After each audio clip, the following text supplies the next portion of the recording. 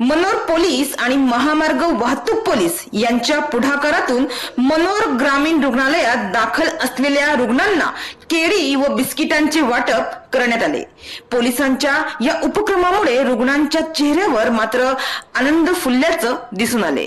मनोर police ठाण्याचे PSI Pramod धांगडे तसेच वाहतूक शाखेचे कर्मचारी योगेश कमलेकर यांच्या हस्ते ग्रामीण रुग्णालयातील रुग्णांना केळी व बिस्किटांचे वाटप करण्यात आले। या उपक्रमातून रुग्णांचे मनोबल वाढवण्याबरोबरच आरोग्याविषयी त्यांना मार्गदर्शनही करण्यात आले।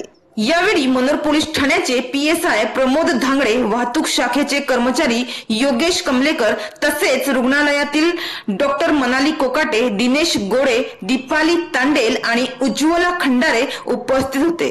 पोलिसांच्या या सामाजिक सहभागाचे रुग्णालय प्रशासनानेही कौतुक केले, तर सामाजिक जाणीवेतून राबवण्यात आलेल्या या उपक्रमाचे रुग्ण व त्यांच्या नातेवाईकांनी देखील स्वागत केले।